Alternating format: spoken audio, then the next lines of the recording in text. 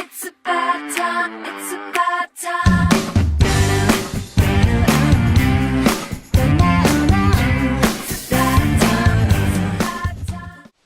Well, hello and welcome to this week's vlog.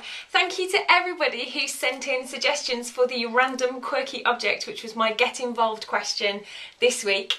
There were so many great entries that I've actually chosen two, just because there were so many brilliant ones. So my winners this week, the random quirky object for book 5, I have a rooster on a scrap metal motorbike, and that's been suggested by Kathleen Holst on Twitter. Hi Kathleen. So you're going to be mentioned in the thank yous of book 5, and your object will appear in Lizzie's flat in San Francisco. And also on Facebook, Anne Streeter. Hi Anne, thank you so much. She suggested a Wonder Woman figure, and I like the idea of Lizzie being into her superheroes. So well done you two. I'll be in contact shortly to find out exactly what you want me to say in the thank yous.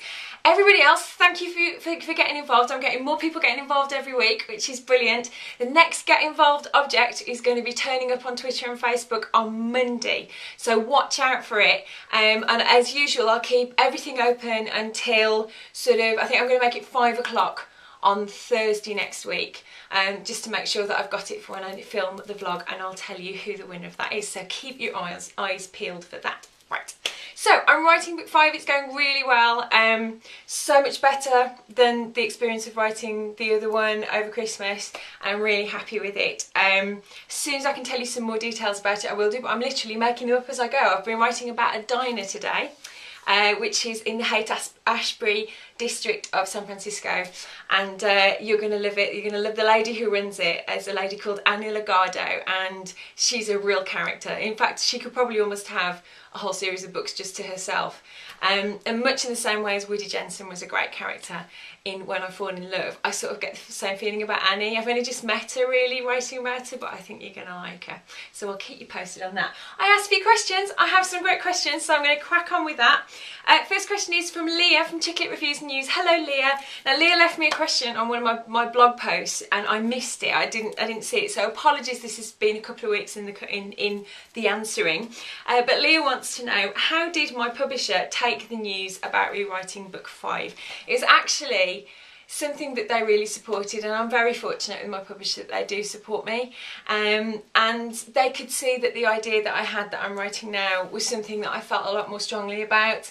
Various changes have been made to the one that I wrote over Christmas, which is why I think it didn't work, and they could just see that it was something that I really believed in, and they've been really supportive. So I'm very fortunate. Avon are a great publisher, and you know, it's been really good from that point of view. I could have scared them, but they trust me, so it's all good. So I hope that answers your question. Next question, I have 2 questions from Ellie Johns on Twitter. Hi Ellie, but I'm going to split them up because I have another question that kind of links in with this one. It'll make sense when I get there, bear with me. So the first question from Ellie is, do I find it difficult to choose book covers, or is this done for me? Well, it's actually done for me. I do get consulted on it. I get to see ideas as they come about. Going to do something perhaps a little bit different with the book cover for book 5, and I'm excited to see that because it's going to be moving on a bit more from my previous covers. I love all my book covers, they're great, but yeah, it's interesting to see how they're going to talk about the story. So yeah, it's sort of done for me, but I will get to see it soon, and as soon as I can show it, I will show it to all of you, so it's very exciting. So thanks for your question. Next question, which kind of links in with Ellie's first question, is from Mama J Hots, who's Jenny on Twitter. Hi Jen, how are you doing?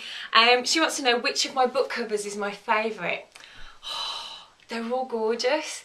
I think Fairy Tale of New York is always going to be special because it's the first time I saw a book cover with my name on it, which, you know, if you've been an aspiring writer for years, is something you've always wanted to see. But I love all of them for different reasons, and what's interesting is when my books get published in other countries, you might have seen that the Italian version of It Started With a Kiss came out at the end of last week. I'll actually put the cover design onto my website so you can see, because it's very different from the covers that we have here, so it's quite nice to see how different people come up with it. But could I really choose? I love them all. I love It Started With a Kiss because it just stands out and it looks amazing. I love When I Fall in Love Because of the Eiffel Tower, and I like the fact that it's the bottom of the Eiffel Tower because Elsie doesn't really want to be there. So yeah, that's really a cop-out answer, but I'm sorry, but I love all of them, so I hope that answers your question. Second question from Ellie. When writing a book, how long do you spend on planning and writing each day? I'm not somebody that has a set amount of stuff to do each day, and certainly at the moment, because this book has to be written, the first draft has to be written by the start of April, I haven't got time to sit and plan. So what I do, I've actually got my book here that I'm working through at the moment. Let's just see if I can show you. At the moment I'm planning out scenes, and I have a tick box for scenes. Part of that is to do with the fact that I'm having to write this quite quickly. But generally I'll sort of have a plan that I'm aiming to in terms of, I roughly separate my books into 3 acts, and I'll kind of work to that. But there's no set plan. Some days I can write 14,000 words in a day. Some days I struggle to get 2 or 3.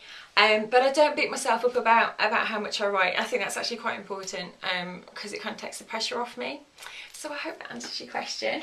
I think, yes, that's all my questions for this week. One thing that I will mention is you might notice if you follow me on Twitter that my picture has acquired a rather gorgeous red nose for comic relief. And what I'm doing for comic relief this year is I am writing a short story, and if you sponsor me any amount, this isn't a charity auction or anything like that, but if you sponsor me on my sponsor page, there'll be a link on the website and the blog, I will write you into a story. I will mention you in a short story. I'm going to write a special Red Nose Day short story. It doesn't exist at the moment. I'm actually going to write it while I'm writing this. And if you sponsor me, you will be mentioned in the book. It's brilliant, and it doesn't make a difference if you can spare £1 or £10. Some people have been really generous, and have got some great amounts that have come in already. But it means that you can be part of it. You can be part of the story and actually written into a short story. Then you can show everybody. So if you'd like to be involved in that, please help. Comic Relief is an immense cause. It's something that's been going for years. It's doing really amazing work, both overseas and in the UK, and I just want to do something to help, so get involved, come and help me. And that's it for this week. So watch out on Monday for the next opportunity to get involved with book 5. Ask me a question, pop it in the box below this vlog post, and I'll answer it for you next time. Until then, take care, and I'll see you soon. Bye.